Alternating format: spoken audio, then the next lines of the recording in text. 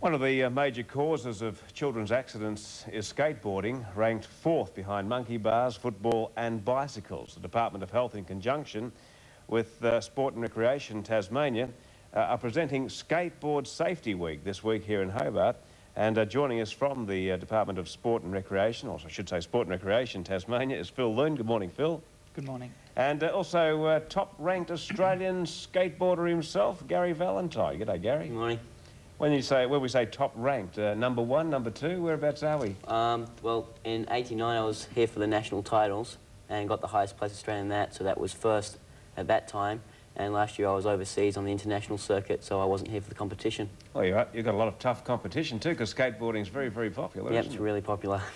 All right, well, Phil, the week so far has been quite successful. Well, it's been very successful with Gary visiting a number of schools to talk about safety, skateboard safety.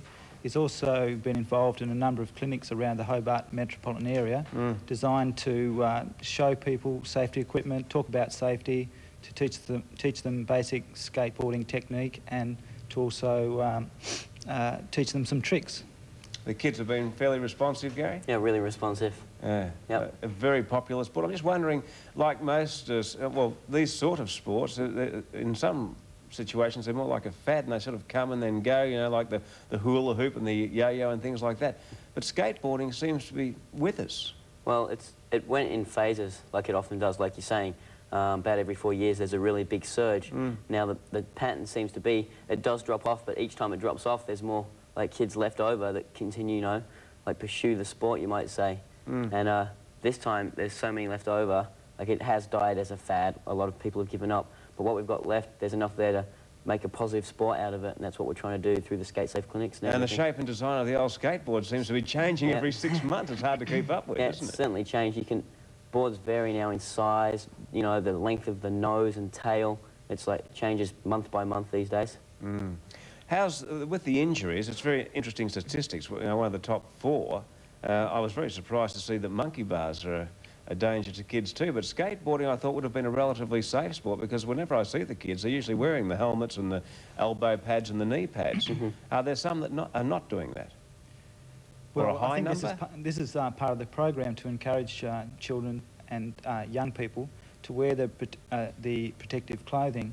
A lot of young people aren't aware that you know, protective clothing can help them against injuries, prevent injuries.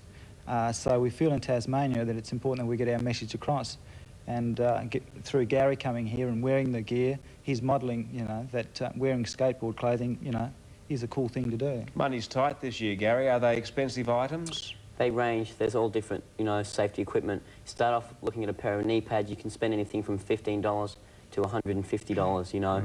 But the point we try and make is anything is better than nothing at all. Like a $15 pair of knee pads is great for skating down the street. Now, as you said yourself, you see the guys on the boards, most of them wear all the protective gear. On the ramps. It's, you know, there's nothing. Like, people don't look at you on a ramp and go, oh, that guy looks funny, he's got pads on, you know, because everyone knows it's a pretty dangerous thing. If you don't have them, you probably will get hurt. Now, when you're riding down the street, a lot of kids just think, I can just push around, I'm not going very far, I'll be okay. So what we're trying to get there is more of the pads on the street. All right, we've had a few injuries in the past year, and last year particularly. What type of injuries can we expect from skateboarding for not wearing the right equipment? Well, I think Gary's probably more of an expert in that area, but I think knee injuries and elbow injuries, which are related to falling, are the most common injuries. And it's very important to wear, you know, knee pads and elbow pads, you know, which where you can break your fall. All right, well, we've got a big day coming up on Sunday. Gary, tell us about that. Okay, we've got the Skate, Shake, Safe. It's a car park event. You don't say that too fast. No, you can't say it too fast. Bit of a tongue twister. What is it? Skate, Shake. Skate, Shake, Safe weekend. It's the final event for the, you know, safety weekend. It's in the Centre Point car park, and it's all legal. So you're allowed to ride down the car park. It's one time it will be legal. So hopefully people won't skate there after that when it is. So what's going to happen? Competitors are going to start at the top and work their way? Well, it's not really a race. We're just trying to, you know, get all the guys to come along and just roll down the thing, you know, at whatever speed they like, because there'll be different age groups and everything there. So they're that'd be a bit of a buzz, wouldn't it, for a lot of skateboarders? It's really good, yeah. Really good. What we're hoping at the conclusion of the event that we'll be able to form a Hobart or a Tasmanian Skateboarders Association, we'd like, there's not enough skateboard facilities in the Hobart area. Some of the councils have provided excellent facilities, but because of the number of people skateboarding, we believe there should be more skateboard facilities, and we need to get the young people organised, to get together as a group. So at the conclusion of the skate shake, we will be holding a public meeting to discuss. Oh, that's great. That's great news. All right, then, we're out of time now. Sunday, turn up at what time at Centrepoint? Roughly 1 o'clock. Around about 1 o'clock. Yeah.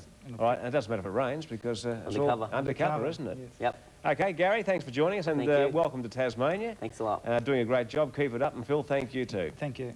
We'll take a break on Tasmania Today. Back shortly with more.